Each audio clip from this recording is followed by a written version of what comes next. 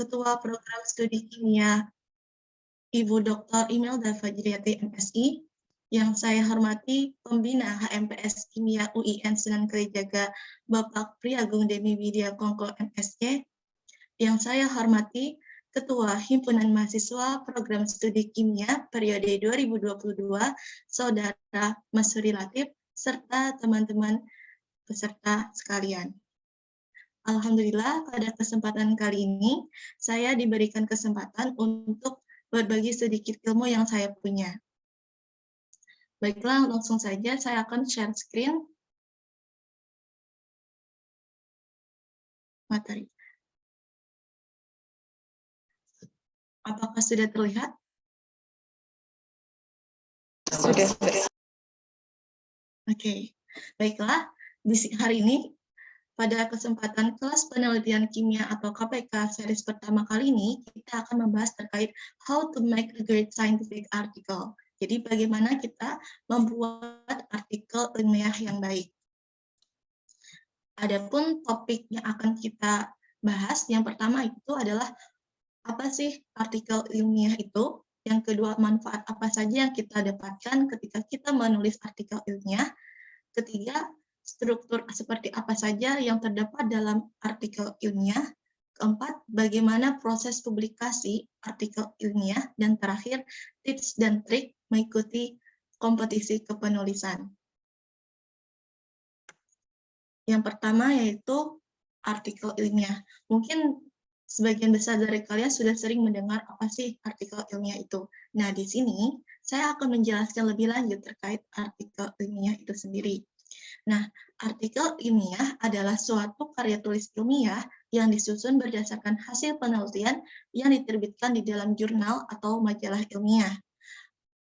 Artikel ilmiah di sini sendiri ada dua tipe. Yang pertama itu berdasarkan studi literatur, dan yang kedua berdasarkan penelitian. Selanjutnya, artikel ilmiah sendiri itu ketika dipublikasikan itu punya dua macam publikasi. Yang pertama adalah jurnal ilmiah, dan yang kedua adalah proceeding. Lantas, apa sih perbedaan antara jurnal ilmiah dan proceeding?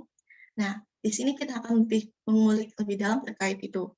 Untuk jurnal ilmiah sendiri adalah sekumpulan artikel ilmiah yang diterbitkan secara berkala oleh suatu institusi pendidikan maupun organisasi profesi yang selanjutnya kita sebut sebagai publisher. Sedangkan proceeding adalah kumpulan manuskrip atau artikel ilmiah dari suatu seminar atau conference untuk dapat dipublikasikan oleh suatu publisher yang sudah bekerja sama dengan pihak penyelenggara seminar tersebut. Perbedaan antara jurnal ilmiah dan proceeding itu, kalau proceeding kita harus melewati tahap presentasi terlebih dahulu, baru artikel ilmiah yang telah kita buat itu akan dipublikasikan. Sedangkan jurnal ilmiah, kita hanya mengirim artikel ilmiah yang telah kita buat. Dapat dilihat di sini, yang di sebelah kiri ini adalah dengan judul Chemical Constitution and Antimicrobial Activity of Kombucha Fermented Beverage. Ini adalah suatu jurnal di mana penulis biasanya mengirimkan artikel ilmiahnya kepada suatu institusi yang menerbitkan suatu jurnal. Di sini ada berbagai macam tahap untuk bisa menghasilkan suatu artikel ilmiah yang dipublikasikan. Sedangkan yang di sini adalah proceeding yang baru saja kemarin saya publikasikan di Konferensi Integrasi Interkoneksi Islam dan Sains yang diadakan oleh Fakultas Sains dan Teknologi. Judulnya adalah Intelligence Packaging sebagai Smart Teknologi Produk Pangan dalam Perspektif Sains dan Islam. Nah, pada proceeding kemarin itu, saya melakukan presentasi terlebih dahulu, baru akhirnya artikel ilmiah yang saya buat itu bisa dipublikasikan dalam proceeding case itu sendiri. Selain itu, perbedaan antara jurnal ilmiah dan proceeding adalah kalau proceeding untuk lolos bisa ke tahap publikasi itu lebih mudah dibandingkan jurnal ilmiah. Karena apa? Biasanya proceeding itu seleksinya tidak seketat jurnal ilmiah. Reviewernya tidak rinci dari jurnal ilmiah, di mana reviewernya sendiri biasanya adalah dosen-dosen kita atau bahkan mungkin kenalan-kenalan kita yang mereview artikel ilmiah yang kita publikasikan di Proceeding. Sedangkan di jurnal ilmiah itu, reviewernya adalah memang orang-orang yang berkompeten di bidang yang kita tuliskan itu, sehingga banyak sekali yang gugur sebelum artikelnya dipublikasikan di jurnal ilmiah. Oke, next. Lalu kita sudah tahu nih apa nih jurnal artikel ilmiah itu sendiri. Kita harus tahu apa sih manfaat dari menulis artikel ilmiah. Agar apa? Agar kita tetap mengetahui why, mengapa kita harus menulis. Oke. Yang pertama adalah kepuasan batin. Ketika kita menulis artikel ilmiah, tulisan yang kita buat itu akan dipublikasikan secara meluas, baik itu offline maupun online. Nah, ketika artikel ilmiah yang kita tuliskan itu dibaca oleh orang lain, bisa memberikan pengetahuan tambahan bagi orang lain, dan bisa menjadi salah satu rujukan bagi orang lain untuk melakukan penelitian, itu adalah salah satu kepuasan batin, di mana kita bisa bermanfaat bagi orang lain.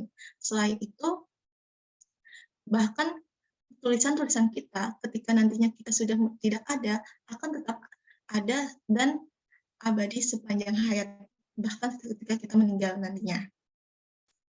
Itu adalah kepuasan batin tersendiri. Yang kedua, dengan menulis artikel ilmiah, kita akan mendapatkan berbagai macam pengalaman.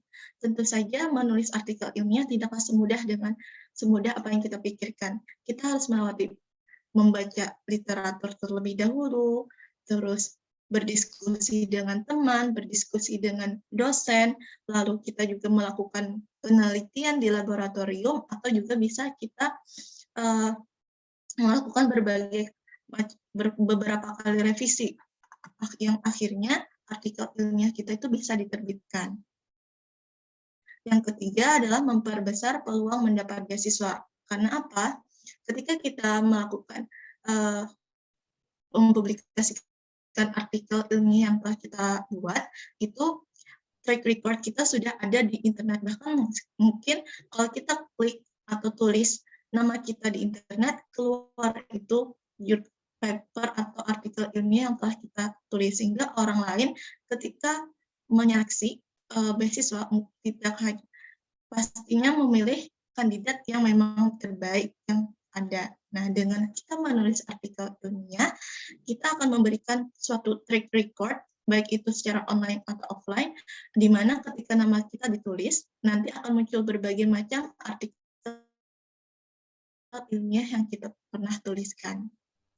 Nah, mungkin dari ketiga itu adalah sebagian kecil manfaat yang kita peroleh dari menulis artikel ilmiah. Next, selanjutnya kan setelah kita mengetahui nih manfaat apa saja yang kita peroleh setelah menulis artikel ilmiah, kita harus tahu apa saja struktur dari artikel ilmiah itu sendiri. Yang pertama adalah judul. Judul menggambar, biasanya judul ini terdiri dari 12 atau 14 kata, di mana menggambarkan isi keseluruhan dari artikel ilmiah yang kita tuliskan. Nah, judul juga harus lebih menarik dan atraktif, agar apa? Agar para pembaca menarik membaca artikel kita. Selain judul, ada juga yang namanya bagian identitas penulis, yakni nama penulis dan afiliasi. Nah, untuk penulis artikel ilmiah itu sendiri, ada banyak, tidak hanya 3, bisa lebih dari 3, bisa 5, bahkan ada yang sampai 10 orang, di mana dari ke-10 orang itu mungkin hanya 3 atau 4 orang saja yang melakukan penelitian secara langsung. Selebihnya itu bisa jadi adalah seorang yang berkontribusi, merevisi, memberikan berdiskusi, dan itu menjadi salah satu kontribusi ketika di artikel ini, sehingga tidak ada batasan berapa banyak penulis dalam artikel ilmiah yang saya ketahui. Selanjutnya, untuk urutan penulis itu sendiri ada khusus. Biasanya untuk urutan pertama adalah orang yang secara langsung menulis artikel ilmiah ini, yang melakukan penelitian, yang berdiskusi dengan berbagai macam orang, dan yang melakukan revisi, sehingga yang penulis pertama ini adalah orang yang benar-benar memahami isi dari artikel ilmiah yang telah dia tuliskan. Setelah itu, ada yang namanya corresponding author. Biasanya corresponding author itu ialah penulis pertama yang melakukan penelitian ini secara langsung. Apa sih maksudnya corresponding author itu sendiri? Corresponding author itu sendiri adalah orang yang bertanggung jawab ketika pembaca bertanya terkait isi penelitiannya. Sehingga makanya di sini ada yang namanya corresponding author menuliskan nama email dari si penulis pertama. Sehingga ketika pembaca ingin bertanya lebih lanjut terkait artikel ilmiah yang telah dibuat, dia bisa langsung menghubungi lewat email yang telah disediakan. Yang ketiga adalah institusi penulis. Di sini dapat kita lihat Institut Universitas Timur. Biasanya ada berbagai macam institusi yang terlibat. Karena apa? Di artikel ilmiah sendiri tidak ada batasan harus satu universitas yang sama, tetapi dari berbagai universitas yang sama. Karena apa? Karena kita sebagai seorang peneliti, kita tidak bisa dibatasi oleh suatu organisasi saja atau universitas saja, tapi kita juga bisa berkolaborasi dengan berbagai orang, peneliti, dosen, mahasiswa di berbagai universitas lainnya. Nah, inilah keuntungan dari artikel ilmiah. Tetapi biasanya kalau untuk mengikuti karya tulis ilmiah dan esai dan sebagainya itu hanya membatasi untuk satu universitas yang sama. Sedangkan untuk artikel ilmiah itu bisa dari berbagai universitas yang berkolaborasi menghasilkan suatu artikel ilmiah. Yang ketiga adalah abstrak. Abstrak adalah suatu ringkasan terkait artikel ilmiah yang telah kita lakukan. Nah, kebanyakan orang mungkin tidak bisa membaca sebagian besar dari awal sampai akhir artikel ilmiah yang telah kita buat. Tetapi dengan adanya abstrak ini, dia bisa lebih mengetahui secara cepat dan ringkas apa sih isi dari artikel ilmiah yang telah dibuat. Nah, dari abstrak ini mencakup latar belakang, tujuan, metode, overview, hasil, dan diskusi, kesimpulan, dan kata kunci. Di sini dapat kita lihat dari abstrak. Dari abstrak ini kan ada latar belakang terkait rumput laut, kandungan dari rumput laut yang tinggi, terus ada tujuannya untuk menentukan kadar gula reduksi optimum. Selain itu di sini juga ada dijelaskan sedikit terkait metode yang digunakan, lalu hasil yang diperoleh, dan kesimpulannya. Di samping kiri juga dapat kita lihat kata kunci. Nah, kata kunci ini biasanya adalah kata yang menjadi inti dari artikel ilmiah yang kita lakukan. Karena di sini membahas bioetanol, maka di sini kata kuncinya bioetanol. Terus ada juga tentang rumput laut ulva radiculata. Jadi kata kuncinya ulva radiculata. Fungsinya apa sih kata kunci ini?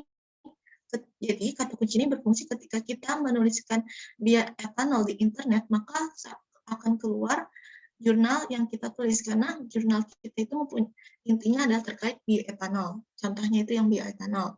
Selain itu juga terkait rumput laut, ulva radiculata. Oke, selanjutnya adalah bagian pertama, yakni pendahuluan. Nah, pendahuluan seperti halnya kita membuat makalah, pendahuluan adalah pembuka dari suatu hal yang akan kita bahas. Pendahuluan ini harus menarik dan juga membawa pembaca agar tertarik sampai akhir membaca artikel ilmiah kita. Lalu apa saja sih struktur dari pendahuluan agar lebih mudah dipahami? Yang pertama itu kita harus mengutarakan masalah yang akan kita bahas. Tapi masalahnya tidak langsung khusus, melainkan dari yang umum dulu sampai ke khusus. Misalkan di sini juga tentang polusi air sebagai limbah. Nah, di sini kan banyak sekali polusi yang ada. Di antaranya ada polusi air. Apa sih yang penyebab dari polusi air itu sendiri? Atau limbah air itu sendiri, pencemaran air itu sendiri? Nah, di sini dijelaskan terkait itu. Lalu, yang kedua adalah penelitian atau solusi yang sudah digunakan. Terus kita jelaskan lagi penelitian apa yang sudah orang lain lakukan, baik itu kelebihannya, dan kita juga memberikan penjelasan terkait kekurangannya. Setelah kita menjabarkan kekurangan dari penelitian yang sudah ada, kita berikan suatu potensi yang ada. Potensi dari adanya kekurangan itu, kita punya potensi nih untuk memperbaiki kekurangan yang ada. Sehingga gap atau jarak antara kekurangan itu dengan potensi yang ada itu bisa jadi satu. Setelah kita memberikan penjelasan terkait potensi atau ide yang bakalan kita lakukan, kita juga menuliskan tujuan dari dilakukannya artikel ilmiah ini atau penulisan artikel ilmiah ini. Di sini dapat dilihat, the purpose of this study are to investigate the potential use as a bioreactor system developed with double-layer immobilized enzyme to depolarize textile dyes. Nah, di situ dapat kita lihat tujuan dari penelitian pada contoh artikel ilmiah yang saya tampilkan. Setelah kita memberikan tujuan penelitian itu apa, lalu kita tulis harapan dari adanya penelitian ini. Kedepannya seperti apa. Oke, selanjutnya adalah metode. Nah, metode sendiri biasanya terbagi menjadi 3 macam, yakni alat dan bahan, langkah-langkah penelitian, dan analisis. Seperti hal yang juga kita praktikum, yang biasanya kita lakukan di laporan praktikum, ada juga yang namanya alat dan bahan pada penulisan artikel ilmiah. Nah, untuk alat dan bahan itu, khususnya di artikel ilmiah itu, ditulis serinci mungkin. Bahkan alat, misalkan alat glass beaker-nya itu mereknya dari apa, gitu. Sampai mereknya pun juga dituliskan. Dan bahannya itu dari bahkan aquades dan sebagainya itu dituliskan. Dan bahan utamanya itu biasanya dijelaskan lebih lanjut, diambil dari daerah mana. Yang kedua, setelah alat dan bahan dituliskan, lalu ditulis langkah-langkah penelitian. Contohnya di sini adalah ekstraksi gelatin. Nah, di sini dijabarkan kembali bagaimana pembuatan ekstraksi gelatin itu sendiri. Seperti halnya juga kita ketika praktikum biasanya. Yang ketiga adalah analisis. Yakni bagaimana kita mengolah data dari hasil penelitian yang telah dilakukan. Biasanya analisis ini digunakan untuk melakukan kayak contohnya itu analisis menggunakan statistika. Apakah ada perubahan yang signifikan dengan adanya penelitian yang kita lakukan dengan tidak adanya variasi yang kita uji cobakan. Oke, yang selanjutnya adalah terkait hasil dan pembahasan. Nah, hasil dan pembahasan ini ada 3 bagian. Yang pertama, kita intro, kedua overview, yang ketiga adalah body. Yang pertama ada intro dan overview, biasanya dituliskan jadi satu paragraf dan berisikan keterangan data apa yang akan dibahas, tujuan dan rujukan teorinya. Jadi di yang pertama intro atau pendahuluan ini kita mengungkit kembali apa sih yang kita akan bahas di pembahasan yang kayak seperti masalah apa yang akan kita bahas tapi secara lebih sedikit saja. Lalu data apa aja yang akan kita peroleh, dan dari data itu tujuannya apa, dan dimasukkan juga dengan teori-teori yang telah ada. Dapat dilihat pada contoh di sini.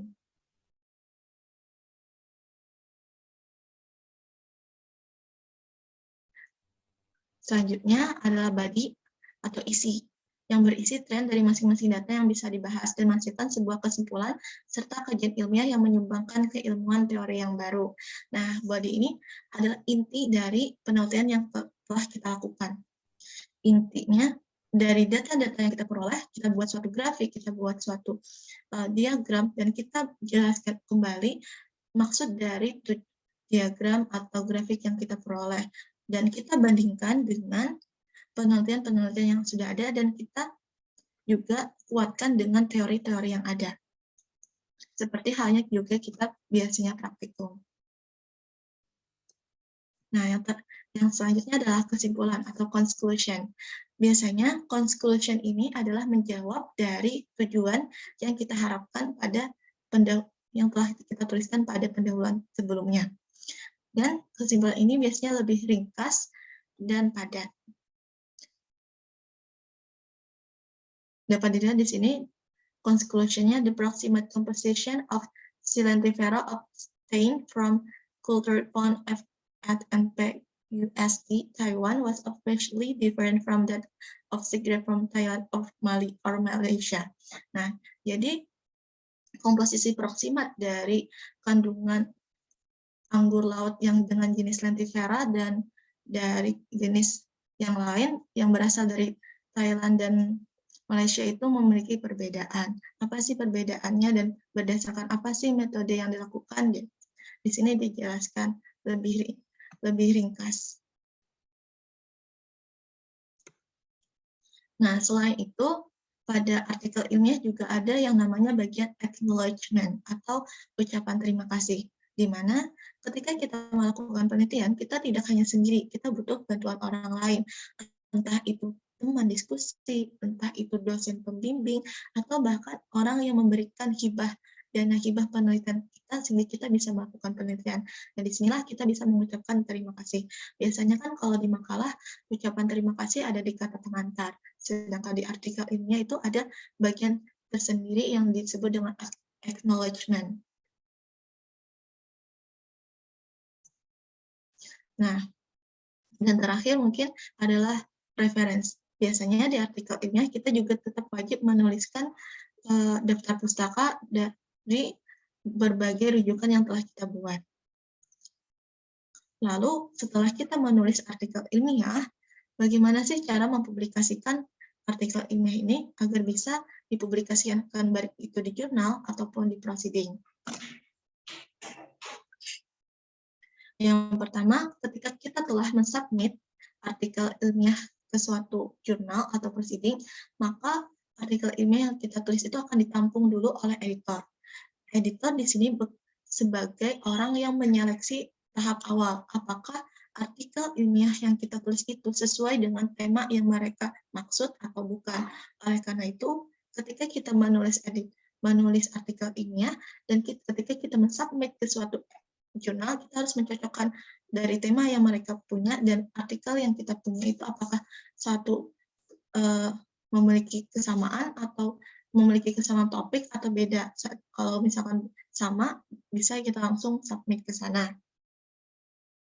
Nah, biasanya editor ini akan menyeleksi selama 3-7 hari paling cepat, dan bisa juga bahkan berbulan-bulan. Oleh karena itu, ketika kita mensubmit artikel ilmiah, kita harus sering-sering membuka email atau sering membuka akun dari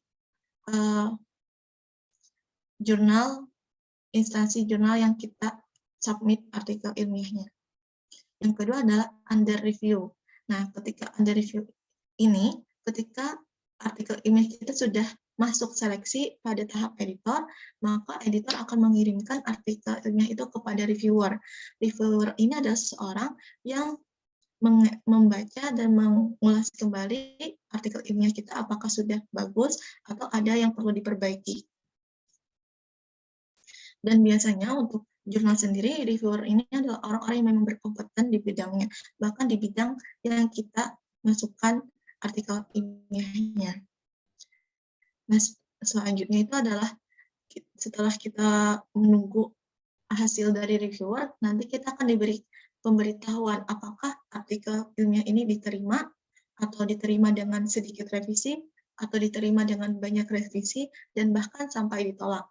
Jadi ketika kita menulis artikel ilmiah, kita tidak serta-merta langsung diterima. Ada berbagai macam kemungkinan yang akan terjadi. Maka dari itu kita harus membuat sebaik mungkin yang bisa kita lakukan. Lalu, meskipun misalkan nanti diterima dengan sedikit revisi atau banyak revisi, itu kita harus tetap memperbaiki artikel ilmiah itu dengan sebaik mungkin. Karena apa? Belum tentu dengan adanya keterangan revision atau major revision, kita diterima, karena kemungkinan untuk ditolak juga ada.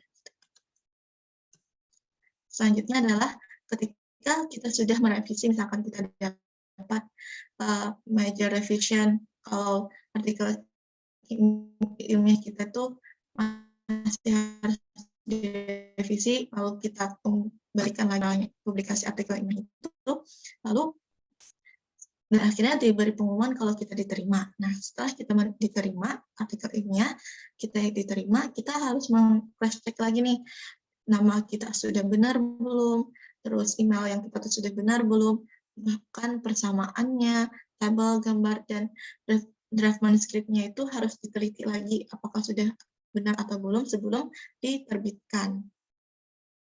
Nah, biasanya juga pada bagian ini kita akan melakukan perbaikan-perbaikan lagi, tapi lebih sedikit dibandingkan yang sebelumnya tadi. Setelah selesai, maka kita upload lagi artikel ilmiah yang telah kita yakini itu sudah lengkap dan benar. Setelah revisi, di-upload, nanti kita menunggu beberapa lama dan akhirnya akan terbit pada suatu jurnal atau proceeding. Nah, itu dia berbagai macam tahapan sampai kita bisa menerbitkan artikel ilmiah pada suatu jurnal atau proceeding.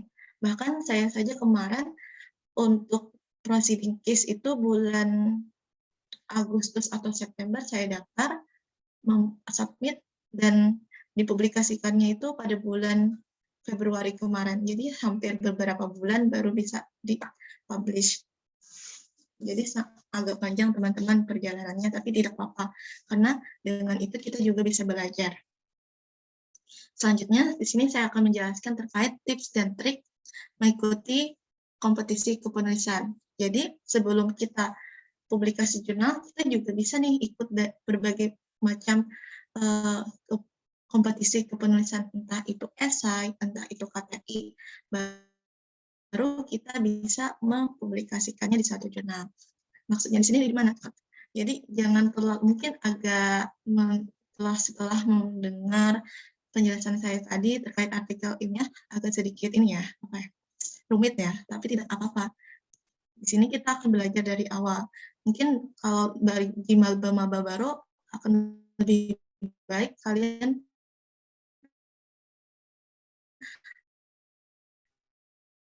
itu di mading atau di buletin yang biasanya HMPS Kimia terbitkan setiap tahun itu 2 kali. Jadi mulailah untuk membiasakan menulis, karena apa? Menulis itu bukanlah suatu sebagian besar dari bakat, tapi adalah suatu hal yang dibiasakan dari sedikit demi sedikit.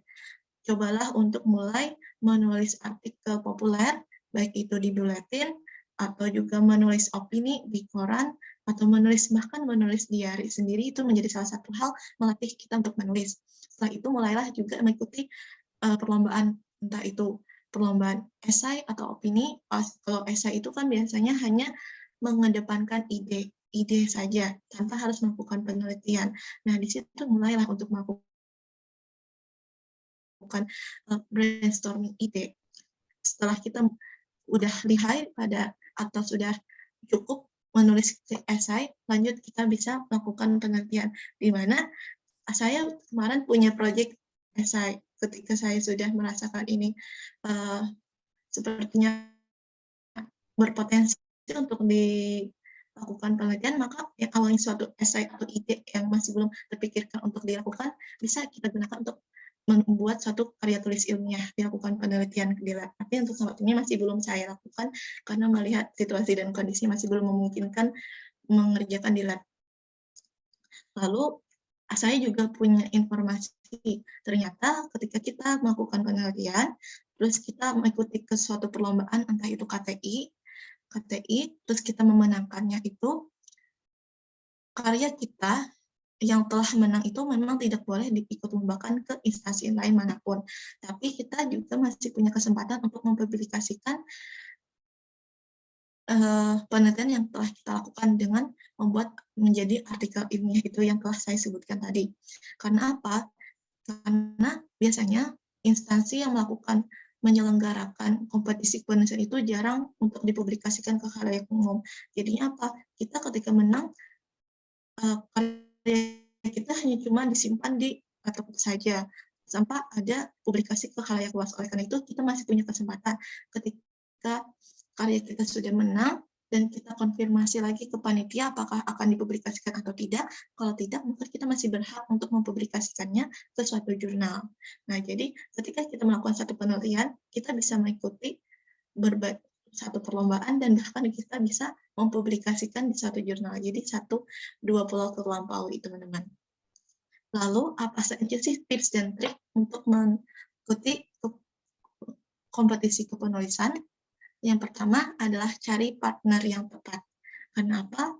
Nah, partner ini adalah orang yang benar-benar membantu kita ketika kita menulis, entah itu menulis atau kita melakukan penelitian. Karena apa? Partner ini adalah orang yang setiap hari atau orang yang akan membantu kita melakukan penelitian ini.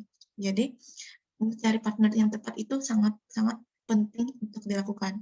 Kita harus tahu karakternya seperti apa, dia hebatnya di mana, kita hebatnya di mana, dan kita bisa mengkolaborasikan keunggulan kita masing-masing untuk membuat satu karya itu. Setelah kita mencari partner yang tepat, mulailah untuk mencari perlombaan yang mudah. Jangan langsung mengikuti perlombaan yang tingkat tinggi seperti internasional, tingkat nasional, atau bahkan yang diselenggarakan oleh institusi-institusi yang ternama. Kenapa? Karena di sana itu biasanya memiliki saingannya yang sangat besar, saingannya yang sudah orang-orang yang sudah berpengalaman. Karena itu, mulailah dari perlombaan yang mudah, seperti yang biasanya diadakan mungkin dari himpunan mahasiswa, program studi kimia, misalkan yang setiap tahun ada CFC. Nah, itu mulailah untuk mengikuti perlombaan di situ, atau juga carilah kompetisi-kompetisi yang jarang didengar oleh orang lain. Dari situ kita mulai kayak, kalau kita bisa dari situ mulai melatih kita menulis. Pokoknya jangan mulai dari yang sulit, tapi mulailah dari yang mudah dulu. Setelah mudah, nanti cobalah sedikit demi sedikit mengambil kompetisi-kompetisi yang sudah ternama. Nggak apa-apa kalau misalkan tidak menang, tapi dengan mengikuti itu kita mendapatkan pengalaman, mendapatkan teman, dan belajar dari karya-karya orang lain yang sudah menang. Setelah kita mulai menentukan nih perlombaan apa yang kita lakukan, mulailah juga cari dosen pembimbing. Karena apa? Dosen pembimbing ini sangat penting kita perlukan. Karena kita sebagai mahasiswa masih banyak ilmu yang belum kita pahami. Dengan adanya dosen pembimbing menjadi salah satu langkah kita untuk memahami berbagai macam ide-ide yang mungkin sebelumnya tidak pernah kita pikirkan. Dan dengan adanya dosen pembimbing ini bisa menjadi salah satu jembatan kita untuk bisa menulis yang baik. Kenapa? Biasanya selain diskusi dengan dosen pembimbing juga akan merevisi karya kita sebelum diperlombakan. Selanjutnya, setelah kita mencari dosen pembimbing, bikinlah timeline. Karena apa? Timeline ini penting untuk kita bisa membreakdown berapa hari kita membuat penelitian, terus melakukan penelitian, membuat karyanya, berapa hari, baik latar belakang sampai serinci mungkin. Dan kalau bisa, timeline yang telah dibuat itu disepakati bersama dan dilakukan sesuai dengan apa yang telah ditentukan. Agar apa? Agar terukur waktu kita untuk membuat karya ini. Jadi membuat karya itu tidak hanya satu kali duduk langsung jadi, tapi butuh proses sedikit demi sedikit. Agar apa? Agar apa yang kita lakukan itu maksimal. Lalu mulailah eksekusi. Yang kedua itu mulailah eksekusi. Jangan nunggu orang lain ngajak kita dulu baru kita mulai, tapi mulailah dari diri kita sendiri. Mulai eksekusi dari apa yang telah kita lakukan. Terus setelah mendengar, mengikuti seperti pelatihan ini, mulailah membaca berbagai literatur seperti artikel email yang ada di internet. Terus mulailah membaca, sadar dengan masalah-masalah yang ada di lingkungan, dan mulailah berdiskusi. Dan setelah kita berdiskusi,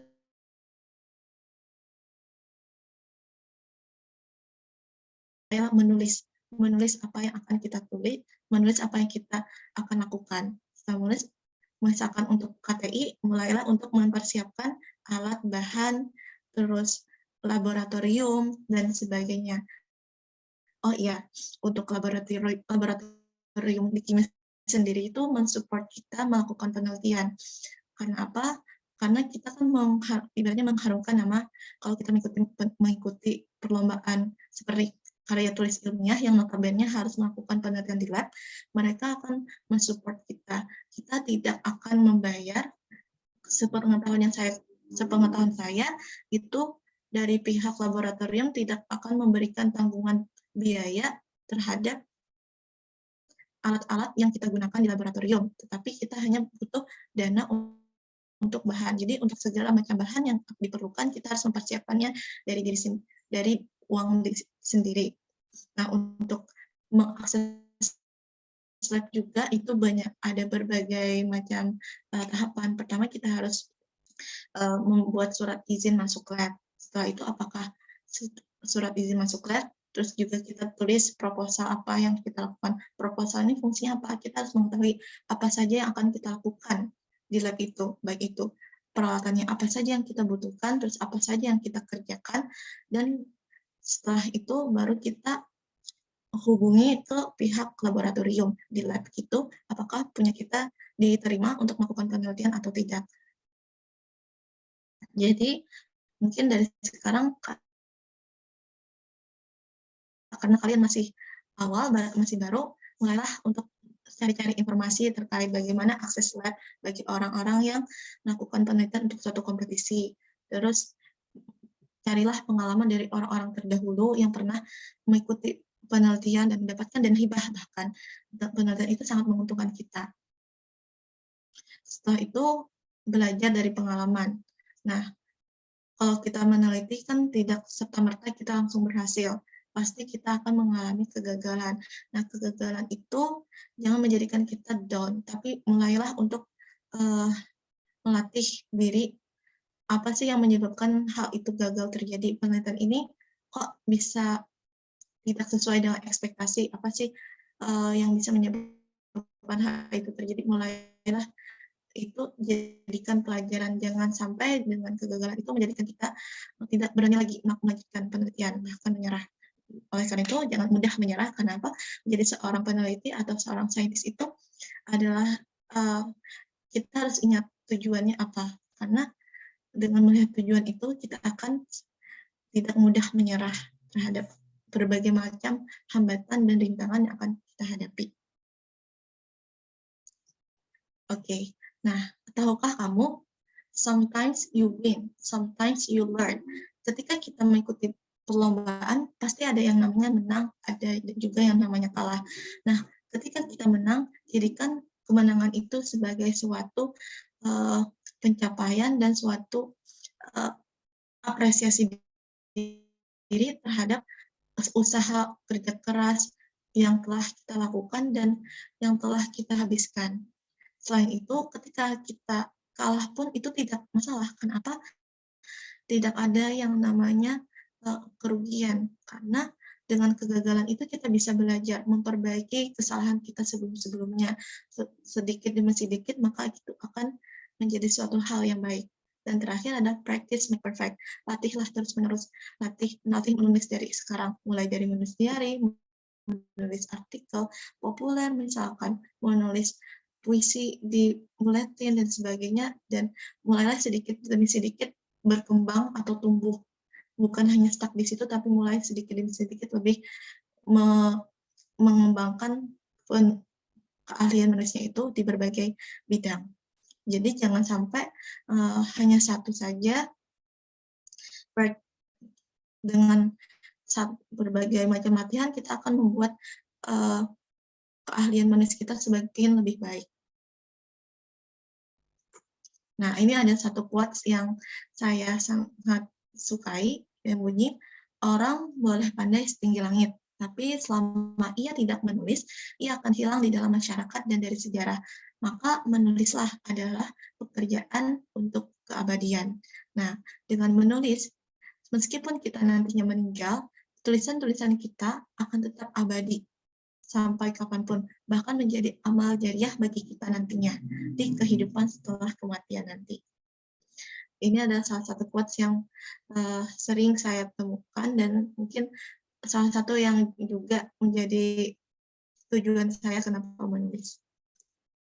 Nah, itu dia sedikit ilmu yang saya punya dan semoga bisa bermanfaat bagi kalian semua dan tetap semangat.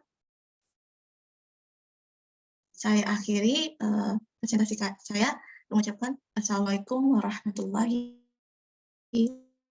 wabarakatuh. Waalaikumsalam warahmatullahi wabarakatuh. Terima kasih Mbak Nur Rizky Fitriani atas pemaparan materi yang sangat menarik ya. Semoga pemaparan materi hari ini bisa kita serap ilmunya dan menjadi ilmu yang bermanfaat bagi kita semua. Amin. Oke, masuk ke sesi berikutnya yakni sesi tanya jawab. Teman-teman peserta bisa bertanya melalui fitur kolom chat atau bisa raise hand untuk bertanya langsung kepada pemateri. Kita batasi 3 pertanyaan dulu. Nanti kalau waktunya mencukupi, akan kita tambah penanya lagi. Oke, silakan yang mau bertanya.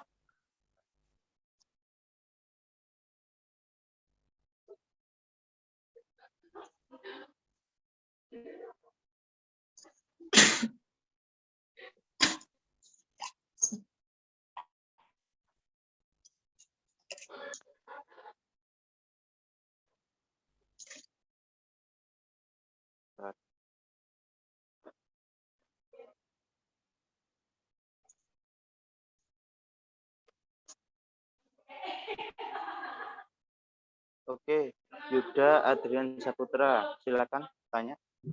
Assalamualaikum warahmatullahi wabarakatuh. Izin bertanya, Kak, kalau setiap bikin artikel kan ada judulnya, Kak. Pasti bagaimana sih, Kak, bikin tips and triknya bikin judul yang lebih menarik agar bisa menarik para pembaca gitu. Nah, Kak, terima kasih, Kak. Baik, terima kasih Yuda Adrian Saputra atas pertanyaannya. Ada satu pertanyaan di kolom chat dari Indah Verotunisa. Tiap mau menulis karya saya selalu berhenti di tengah jalan, Kak, dikarenakan mager. Habis itu bingung mau menulis apa lagi. Apa yang harus saya lakukan, Kak? Boleh kasih tipsnya, Kak? Terima kasih. Oke, satu penanya lagi, silakan. Yang mau bertanya?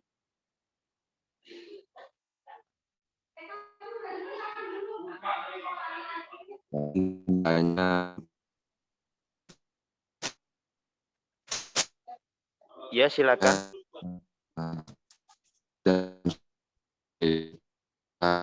Mohon maaf, Mas Huri. Mas Huri ya, suaranya putus-putus.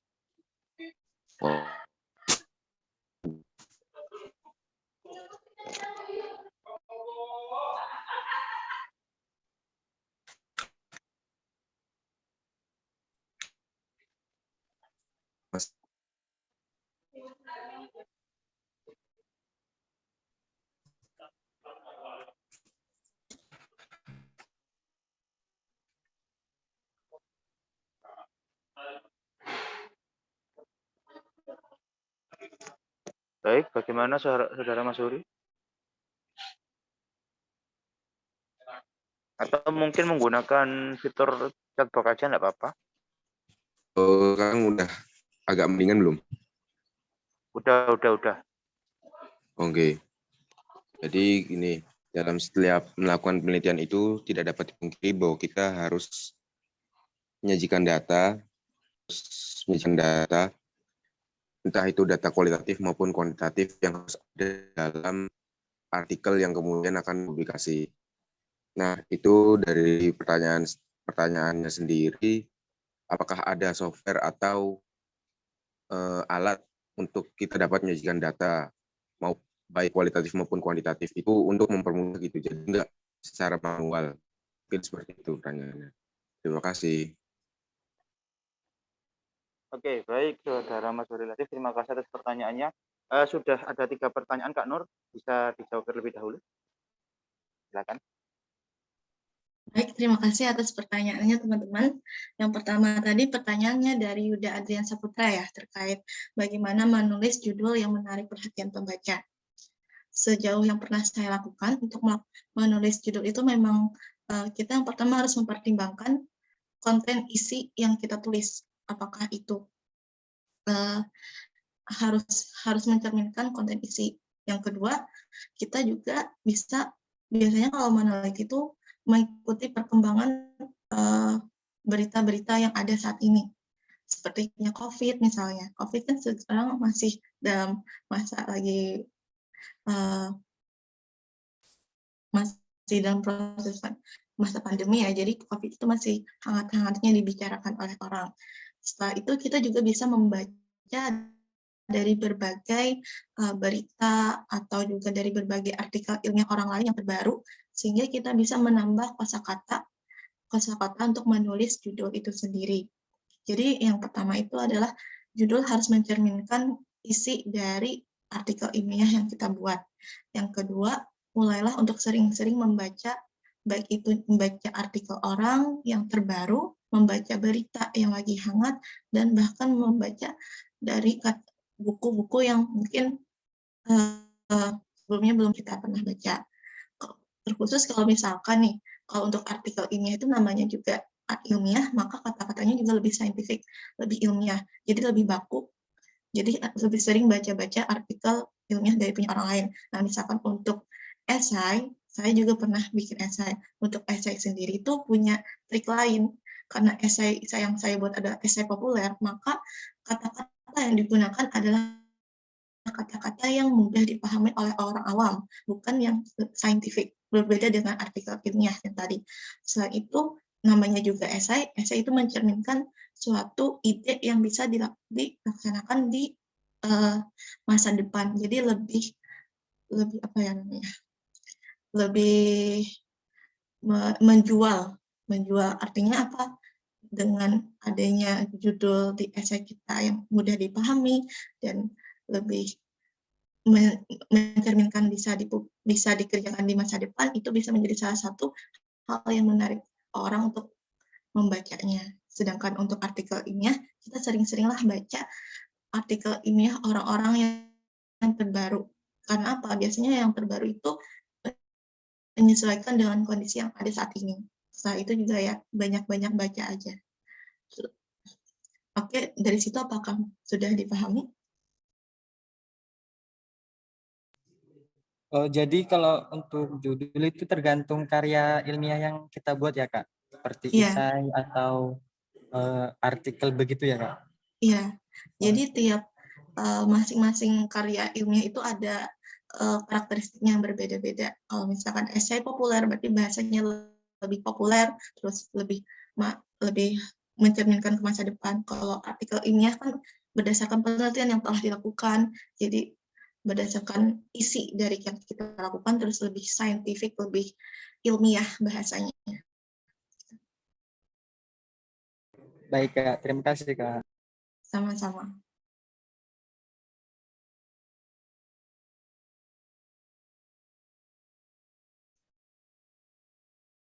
Oke, yang selanjutnya itu adalah pertanyaan dari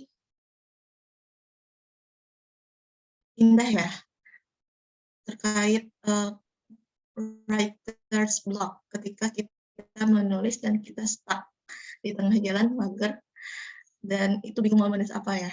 Oke, itu sebenarnya writer's block ini tuh semua orang pernah mengalaminya.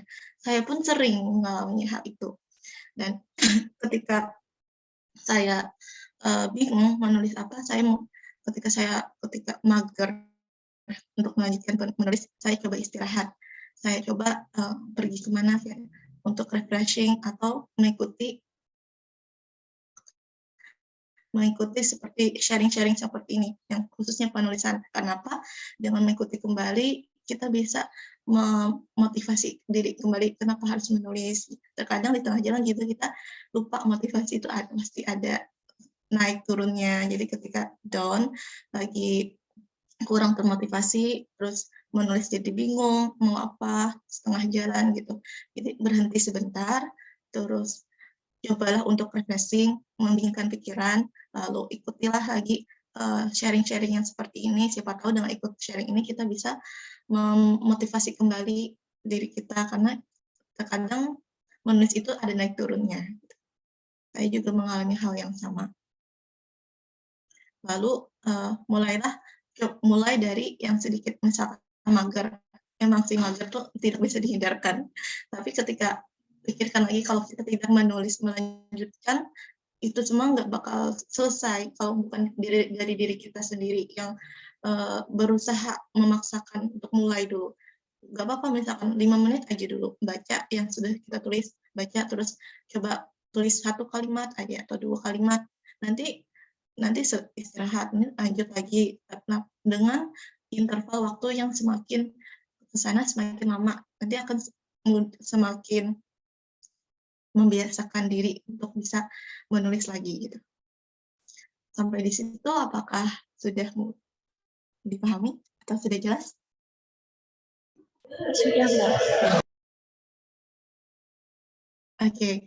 Yang ketiga tadi terkait oleh Ahwari ya, terkait apakah ada aplikasi untuk menginterpretasikan data yang telah kita peroleh.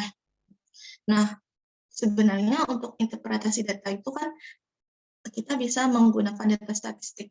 Menggunakan statistik itu bisa menggunakan aplikasi yang namanya SPSS. SPSS itu kita bisa mengetahui tanpa harus, kalau statistik kan ada yang manual nulis rumus-rumusnya dan segala macam, bisa juga pakai Excel, tapi dengan pakai SPSS ini lebih mudah. Akan tetapi sayangnya untuk saat ini saya masih belum menguasai SPSS itu bagaimana, karena waktu ketika mata kuliah statistik kemarin, kami hanya interpretasi data menggunakan Excel. Selain itu, saya juga baru-baru ini dikasih tahu sama teman saya, selain SPSS ada juga aplikasi untuk menginterpretasikan data. Tapi sayangnya karena laptop saya baru diinstal, jadi aplikasi yang kemarin saya minta itu kehapus dan saya lupa. Mungkin lain kali saya akan kasih tahu kembali ke Huri terkait aplikasi yang bisa menginterpretasikan data yang diperoleh itu.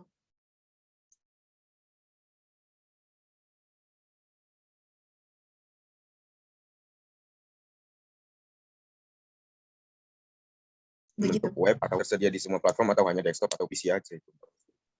Nah, untuk SPSS itu biasanya di suatu software. Jadi kita harus install dulu SPSS-nya sehingga bisa dipakai. Sama dengan yang punya teman saya yang kemarin disaranin juga sejenis SPSS tapi lebih modern karena dia berbagus gitu menginterpretasikan datanya. Tapi sayang saya lupa namanya. Begitu, Hori. Baik,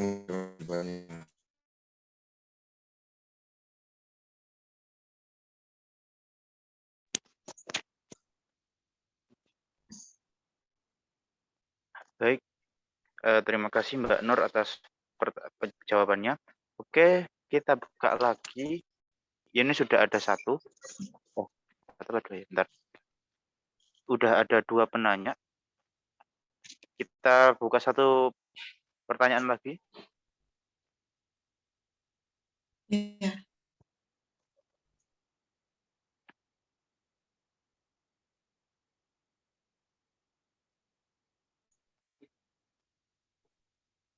Oke, ini ada yang resen. Silakan. Oke, sebelumnya suara saya apakah terdengar? Sudah. Oke, Mbak. Izin bertanya, ini mungkin yang sering ditanyain oleh teman-teman yang baru menulis atau ingin mengajukan karyanya atau membuat suatu karya yang baru pertama kali dibuatnya, Mbak. Seperti bagaimana kita mencari dosen pembimbing itu, Mbak. Bagaimana itu dari Starcom Zero-nya itu gimana, step-nya gimana. Saya kan sering kan kita udah punya karyanya, cuman belum yakin gitu gimana. Ini perlu nasihat atau masukan dari dosen pembimbing yang baik gitu gimana sih Mbak? Untuk milihnya, untuk cara Scrum from Zero-nya itu gimana gitu. Jadinya kita agak bingung gitu. Kita harus buat apa sih untuk nembusi ke dosennya, gimana cara memilihnya tuh, kita gimana cara lihat dosennya itu sibuk atau lagi senggang gitu, bisa support kita gitu. Itu aja Mbak. Terima kasih. Baik, terima kasih atas pertanyaannya. Sebelumnya saya akan bacakan dulu pertanyaan yang ada di chat box dari Vicky Anissa. Yang pertama, menyambung pertanyaan Yuda, terus apabila kita sudah memilih judul yang baik, tetapi pada saat mencari tinjauan pustakanya sangat sulit, solusinya bagaimana ya Kak? Semisal jurnalnya lebih dari 5 tahun ke atas. Kemudian ada pertanyaan dari Muhammad Zakaria. Ada referensi web atau blog untuk cari studi literatur tidak, Mbak, selain Google Scholar? Seperti itu. Baik, Silakan terima kasih. Mbak Nur untuk menjawab. Ya. Baik, terima kasih atas pertanyaannya. Saya akan mulai menjawab pertanyaan dari Sterling itu tadi siapa ya?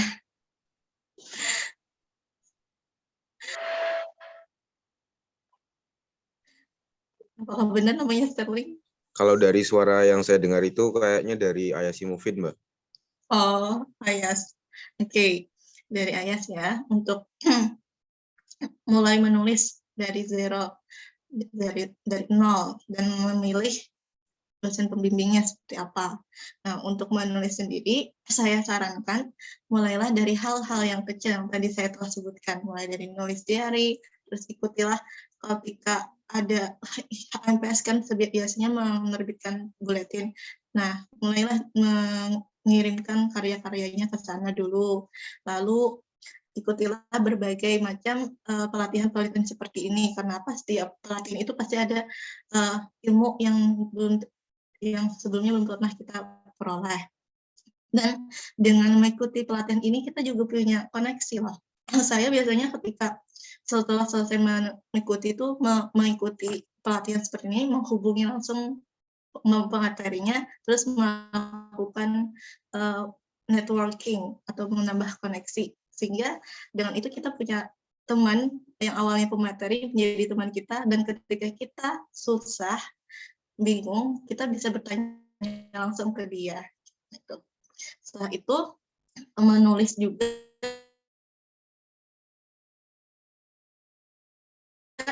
berat, tapi kalau kalian sanggup juga tidak mengapa, karena itu sangat-sangat hebat kalau sampai bisa. Ini dulu, lalu lanjut ke KTI, setelah itu baru ke artikel ilmiah.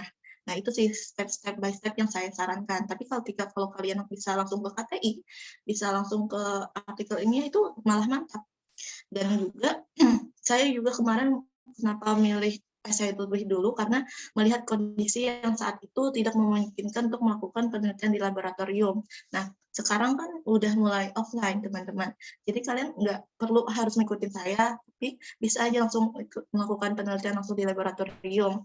Karena kondisi saat ini masih sudah bisa memungkinkan untuk melakukan penelitian di laboratorium.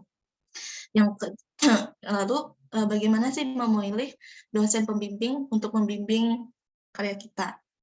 Dulu itu saya sering tanya-tanya ke cutting. Pertama tuh tanya-tanya ke cutting, dosennya,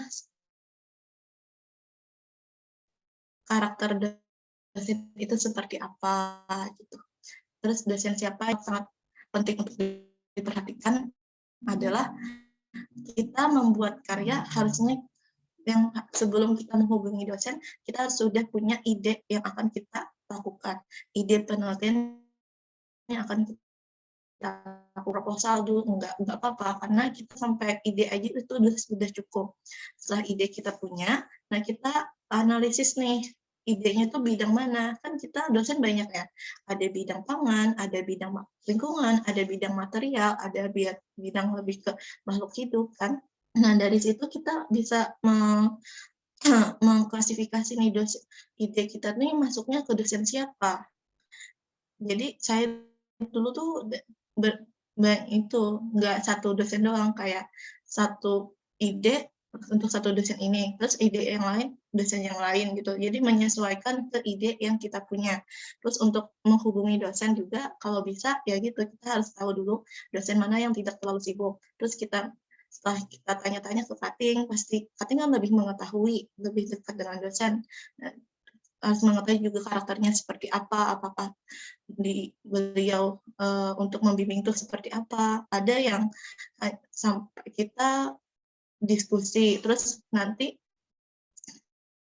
kemarin ada yang sampai ke bikin bab 1, bab 2, bab 3 selesai dulu baru dikumpulkan ke dosen pembimbing. Ada juga yang dari bab 1 dikumpulin nanti direvisi sama dosen terus lanjut baru bab 2. Jadi tiap dosen itu punya treatment masing-masing ketika membimbing mahasiswanya. Jadi itu yang seperti itu tuh tidak bisa kita pelajari di ketika kuliah, tapi ketika kita berdiskusi dengan cutting itu sangat penting karena Pak Cutting yang punya pengalaman lebih dalam terkait hal itu.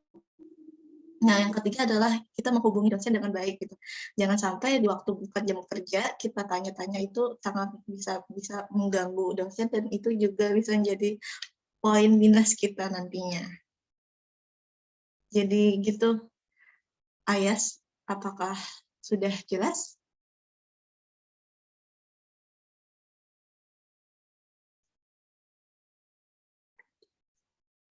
Bagaimana, Saudara? Terima kasih. Oke, selanjutnya itu pertanyaan dari Vicky Anisah ya. Vicky Anisah terkait setelah menulis judul, lalu mencari tinjauan pustaka yang sulit. Bagaimana misalkan lebih dari 5 tahun ke atas. Nah, kalau saya biasanya untuk mencari tinjauan pustaka, yang pertama itu seharusnya sih lebih dulu untuk mencari literatur yang berbahasa Inggris. Kenapa? Yang berbahasa Inggris itu literaturnya sangat luas dan banyak gitu. Kalau yang berbahasa Indonesia kan terbatas. Tapi kalau saya sendiri, kalau misalkan yang bahasa Inggris susah untuk dipahami, saya coba untuk yang pakai jurnal yang pakai berbahasa Indonesia. Nah, kalau yang lebih dari mencari jurnal yang terbaru gitu ya, biasanya yang bahasa Indonesia lama gitu, terbitnya sudah lama. Nah, karena emang nggak ada lagi kan yang bahasa Indonesia yang 5 tahun terbaru, mau nggak mau saya ambil yang jurnal yang berbahasa Inggris seperti di Elsevier atau di MDPI atau dan sebagainya yang berbahasa Inggris itu biasanya lebih, yang pertama itu kalau yang berbahasa Inggris itu keuntungannya lebih rinci, terus terbaru, penelitiannya terbaru, terus dan lengkap gitu. Akan tetapi kekurangannya ya gitu, kita harus bisa memahami kalau yang berbahasa Inggris menjadi bahasa Indonesia gitu. Apakah dan juga kalau misalkan di jurnal nggak menemukan, cobalah untuk cari di buku mungkin, tapi buku kan agak lebih lama ya. Kalau buku mah tidak masalah, karena buku atau textbook itu kan emang benar-benar dasarnya gitu. Sedangkan jurnal ada perkembangan dari penelitian-penelitian yang sudah ada. Apakah sudah dipahami? Kalau sudah jelas? Bagaimana, Vicky? Apakah sudah terjawab dengan jelas pertanyaannya?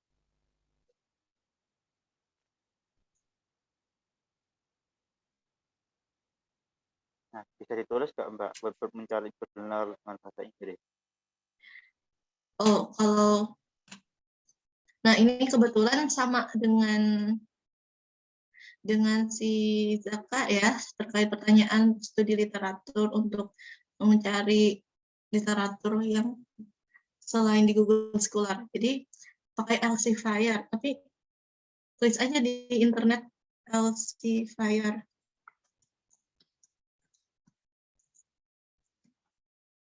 Nanti akan ketemu, coba ya saya cari. Elsevier.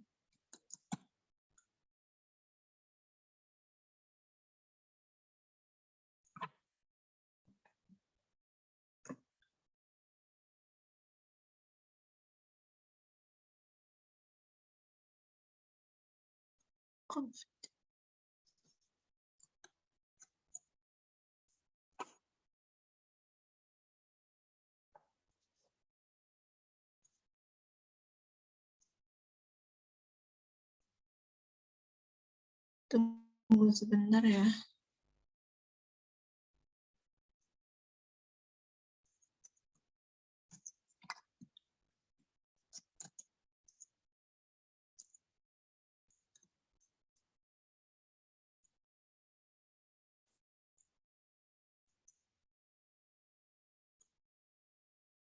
Hmm.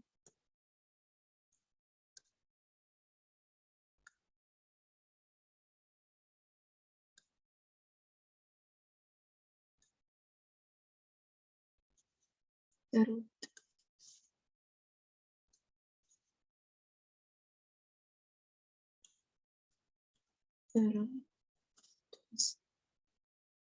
Classifier.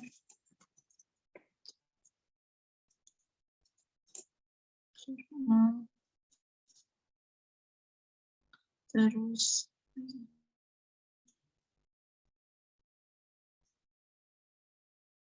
yes. Nature.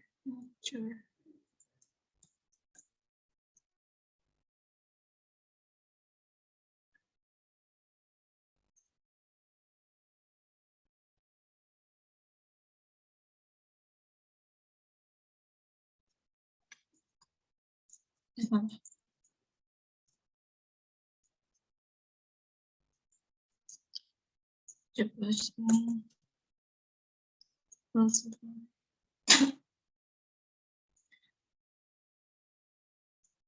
Garuda. Terus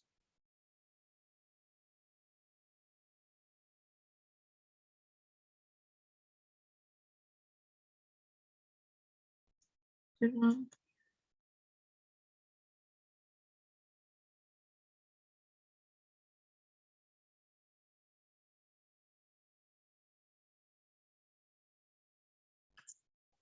Nah, coba saya share screen.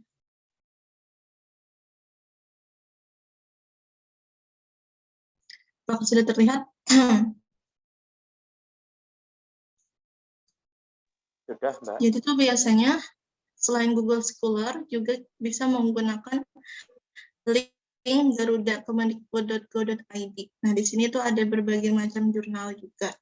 Bisa ditulis kata kuncinya apa, misalkan RGO sebagai superpositor. Nah, akan keluar berbagai macam seperti halnya kita mencari di Google Scholar. Selain di Garuda, yang bahasa Inggris itu di Elsevier. Itu bisa nanti diklik ya, link yang saya kasih itu. Itu di antara jurnal yang ketika saya mencari berbagai jurnal. Apakah sudah jelas untuk Furi dan Vicky, Mbak. siapa? Vicky. Ya, Vicky.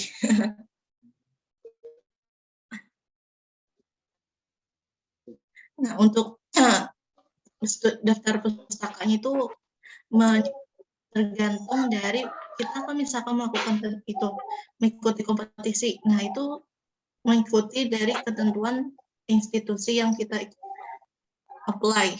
Umpamanya apakah mereka mengharuskan 5 tahun ke bawah, maksudnya 5 tahun ke bawah atau nggak apa-apa untuk 5 tahun ke atas. Tapi akan lebih baik ya untuk menggunakan jurnal-jurnal yang ada di 5 tahun terbaru ini. Karena apa itu? Karena lebih terbaru. Karena terbaru kan penelitiannya dibandingkan yang sebelum-sebelumnya. Pasti ada perbaikan-perbaikan yang sebelumnya belum dilakukan. Dengan adanya yang artikel yang baru itu, berarti rujukan yang kita gunakan itu juga sesuai dengan perkembangan zaman.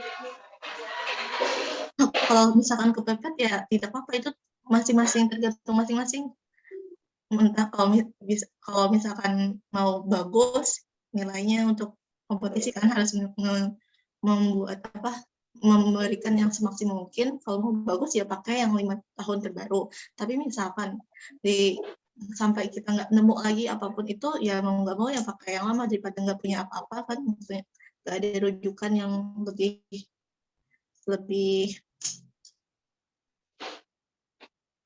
bagus gitu. Jadi itu tergantung masing-masing mau menggunakan atau tidak, dan juga tergantung dari instansi yang kita apply, apakah membolehkan atau tidak. Begitu, Kiki. Baik. Sepertinya masih ada yang bertanya, Mbak. Ada beberapa ini. Kalian sebagai pertanyaan penutup ya? Ya. Oke. Ya, izin bertanya lagi. Ini dari Yuda Adrian. Untuk prosedur peminjaman alat laboratorium atau ruang lab bagaimana ya, Kak? Kemudian pertanyaan lanjutan dari Vicky. Berarti kalau daftar pustakanya lebih dari 5 tahun ke atas tidak apa-apa kan, Mbak? Misal dapat. Kemudian kalian, pertanyaan dari saya. Dalam menulis artikel ilmiah, kita itu ada satu hal yang bisa dibilang cukup menakutkan, yaitu adalah plagiasi. Bagaimana cara agar kita terbebas dari yang namanya plagiasi, Mbak? Karena ya kita tahu sendiri plagiasi merupakan satu pelanggaran di dunia akademis yang sanksinya nggak main-main. Terima kasih. Oke, baik, terima kasih pertanyaannya. Oh ya, untuk pertanyaan Vicky tadi sudah saya jawab ya, sekalian dengan yang sebelumnya tadi terkait apakah tidak mengapa jika menggunakan studi literatur yang 5 tahun ke atas. Nah, jadi pertanyaan tinggal 2 ya. Yang pertama itu bagaimana prosedur peminjaman alat lab di tempat kita. Pengalaman yang pernah saya lakukan itu ketika mau minjam lab, pertama kita harus merumuskan dulu nih dari metode yang kita gunakan. Sebelum kita masuk itu, kita harus jelas dari bab 1, bab 2, dan bab 3. Maksudnya seperti ya KTI lah, seperti latar belakangnya kenapa melakukan penelitian ini, rumusannya apa, rumusan masalahnya apa gitu. Terus untuk bab 2 itu tidak terlalu penting bagi laboran, tapi yang bab 3 itu yang sangat penting, metode yang dilakukan di lab. Jadi apa saja alat yang diperlukan, bahannya apa saja, dan cara kerjanya seperti apa yang akan dilakukan. Itu tuh saya kemarin bab 1 sama bab 3 ketika mau lakukan penelitian di lab itu membuat itu dulu. Terus setelah rampung itu baru buat lombanya dulu apa. Jadi mereka akan, para laboran atau PLP akan nanya, ini akan diikutkan ke lomba yang mana? Soalnya harus jelas gitu. Kan kita juga terbatas ya, namanya lab kita juga terbatas, bukan hanya untuk kompetisi tapi juga untuk tugas akhir. Jadi kalau yang memang benar-benar ingin melakukan penelitian itu, lombanya harus ditetapkan terlebih dahulu yang mana, agar tidak yang tugas akhir juga nggak terhenti gitu. Jadi mereka itu memprioritaskan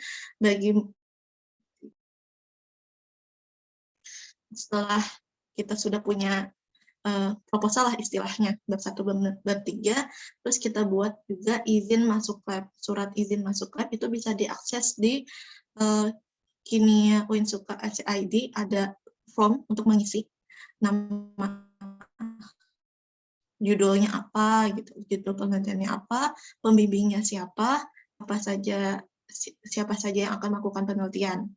Terus ditandatangani, tandatangannya itu ada dari Kaprodi, terus dari kepala lab kimia, terus ada dari kepala laboratorium terpadu. Jadi kalau kepala lab kimia itu Pak Karmanto, terus juga minta dari kepala lab terpadu itu Ibu Maya. Jadi harus bertahap minta tanda tangannya. Dengan tanda tangan itu artinya setelah ditandatangani baru kita mengkomunikasikan ke PLP bahwa kita akan melakukan penelitian ini untuk lomba ini, metodenya ini, surat izin masuknya ini. Nanti akan diproses lebih lanjut. Setelah kita mengkomunikasikan ke PLP, kita akan menunggu beberapa hari apakah penelitian kita itu diterima untuk dilakukan penelitian di lab itu atau tidak. Jadi PLP akan menghubungi ke Pak Karmanto lagi selaku kepala lab kimia apakah diperbolehkan, diizinkan atau tidak. Nah setelah itu nanti akan dihubungi oleh PLP, nanti akan dikasih tahu kalau diterima. Setelah diterima, kita akan mendapatkan satu PLP, entah itu Ibu Isni, entah itu Bapak Wijay, atau Pak Indra, yang akan menjadi pembimbing kita. Nah, kemarin tuh setelah diterima nih, kita dikasih form untuk menulis alat apa saja yang dibutuhkan. Jadi PLP akan menyediakan alat-alat yang kita butuhkan untuk melakukan penelitian. Jadi ada khusus, nggak sembarang ambil alat yang dibutuhkan. Dan kita mendapatkan satu PLP yang akan membimbing kita ketika melakukan penelitian di lab. Nah, setelah itu, sebelum melakukan penelitian, nah, karena masanya pandemi ya, kemarin itu saya harus pakai tes antigen sebelum masuk ke lab. Jadi harus melakukan tes antigen, lalu terbatas satu ruangan tuh hanya boleh 5 orang saja yang boleh masuk. Dan itu juga harus semuanya kerja. Kalau misalkan nggak kerja harus di luar. Nggak boleh ada yang nongkrong di lab gitu. Setelah itu, setelah tes antigen sudah, yang form isian list alat-alatnya sudah, lalu kita nanti akan dikirim ke PLP lagi, lalu nanti ada briefing sebelum masuk lab. Briefingnya apa, nanti diceritakan tujuan kita, diulas kembali kita harapkan, data apa yang kita harapkan, percobaannya seperti apa, entah itu ekstraksi, entah itu melakukan pokoknya di sana akan dijelaskan lebih lanjut.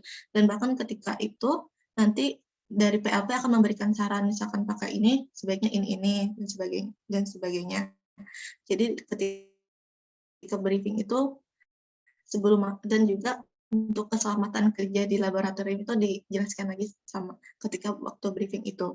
Nah, setelah itu baru kita bisa masuk ke lab. Nah, masuk ke lab itu juga dibatasin karena pandemi juga kan, dan waktunya juga terbatas. Jadi bisa mungkin sebelum masuk lab itu, apa-apa yang akan kita lakukan itu sudah tahu, sudah jelas. Terus kan harus ada kayak data kolom-kolom untuk mengisi data-data penelitian, apa saja yang dilakukan itu sudah harus dipersiapkan, dan kalau bisa kita juga sudah bisa memprediksi hasilnya seperti apa. Nah, ketika itu kalau misalkan data yang kita peroleh tidak sesuai dengan yang prediksi kita, nah kita perlu mempertanyakan ini berhasil atau tidak. Kalau tidak berhasil, berarti jangan dilanjutin, ulangin aja ke awal, pasti ada salah di situ. Jangan sampai selesai baru nyadar ternyata itu salah di tengah jalan dan kita sudah terlambat untuk memperbaikinya. Jadi pokoknya dipersiapkan sebaik mungkin, karena kita ngakses lab itu untuk yang masuk lab gitu ya. Terus lanjut terkait plagiarisme. Nah, untuk plagiarisme sendiri memang suatu hal yang tidak boleh dilakukan. Untuk artikel ilmiah sendiri yang saya tahu maksimal plagiarisme itu 25%. Bagaimana kita mengetahui punya kita sampai 25% atau 50%? Kita ada aplikasi khusus yang namanya Turnitin. Nah, Turnitin itu aplikasi yang berbayar. Sayangnya saya sampai saat ini masih belum memiliki aplikasi itu, tetapi biasanya kalau saya mau melakukan penelitian terus saya minta cek plagiarisme, saya bisa minta tolong teman saya yang punya. Karena itu ya itu, entah itu teman, kalau punya perluas koneksi. Semakin banyak kita koneksi, semakin mudah kalau kita butuh bantuan. Gitu.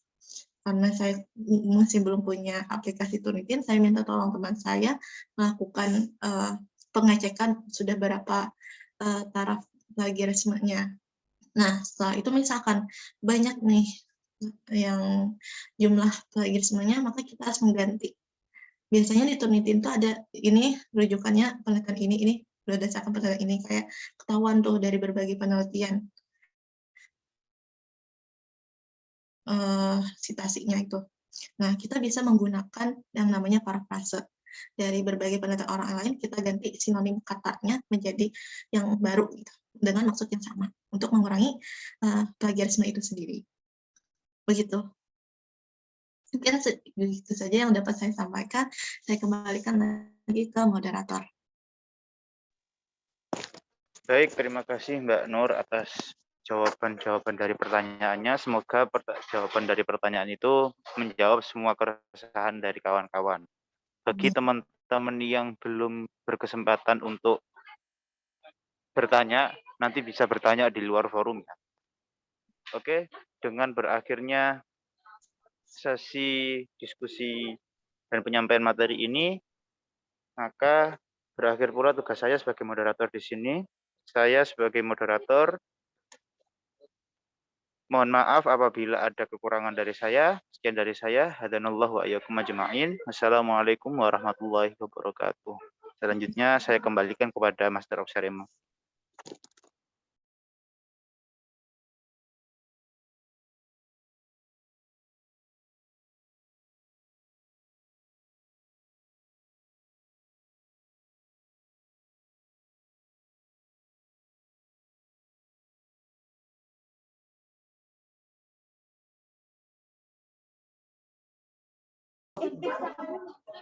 Terima kasih kepada saudara Adam Muhammad Naufal kami ucapkan. Acara selanjutnya yakni penyerahan sertifikat kepada pemateri oleh Ketua Himpunan Program Studi Kimia kepada saudara Muhammad Masyhuri Latif. Kami persilakan.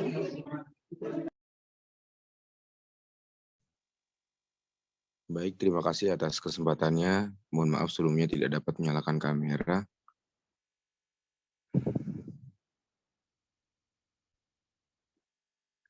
Mungkin apresiasi dari kami tidak sebanding dengan ilmu yang Mbak berikan pada pagi hari ini. Saya mewakili seluruh panitia dan pengurus himpunan mahasiswa program studi kimia mengucapkan terima kasih sebanyak-banyaknya atas materi yang telah diberikan. Terima kasih banyak Mbak Nur. Semoga apa yang tadi disampaikan bisa menjadi bekal dan berkah untuk kita semua yang pada kesempatan hari ini dapat bergabung meskipun secara daring dan semoga tidak mengurangi esensi dari kegiatan ini.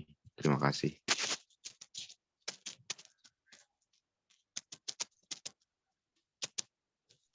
Baik, saya terima ya, dan terima kasih juga kepada seluruh panitia yang telah mengundang saya pada kesempatan kali ini untuk berbagi pengalaman dan ilmu yang saya punya. Semoga bermanfaat dan berkah ya teman-teman.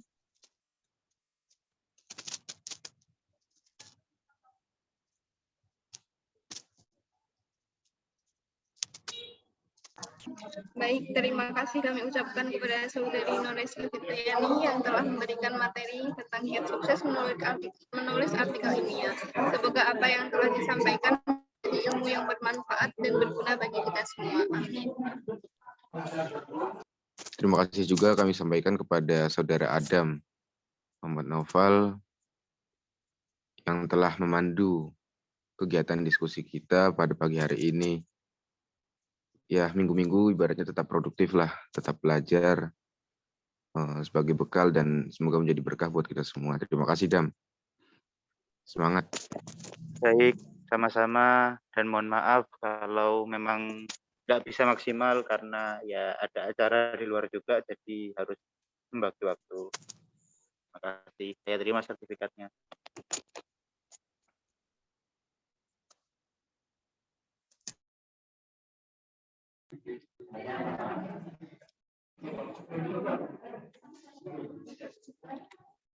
Acara demi acara telah kita lampaui. Sampailah kita pada penghujung acara kelas penelitian kimia. Saya Fadia sebagai pembawa acara mewakili teman-teman panitia memohon maaf apabila terdapat tutur kata dan perilaku yang kurang berkenan. Serta berterima kasih kepada seluruh peserta yang telah hadir pada acara kelas penelitian kimia HMS Kimia periode 2022, baik itu undangan, pengurus, dan panitia yang telah bertugas. Sebelum menutup kegiatan kelas penelitian kimia periode 2022 pada siang hari ini, mari kita bersama membaca hamdalah. Alhamdulillah. Wabillahi taufiq wal hidayah. Wassalamualaikum warahmatullahi wabarakatuh. Waalaikumsalam warahmatullahi wabarakatuh. Makasih, Mbak. Sama.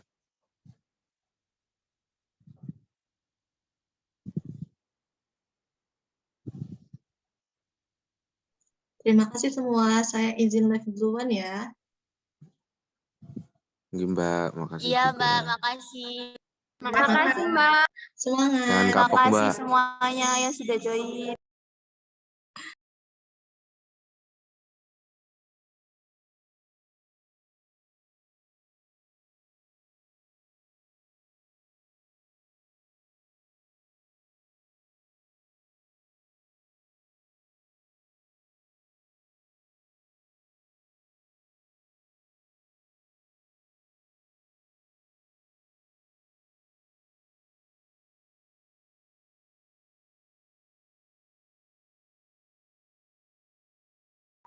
Faiz. Iya, Yas.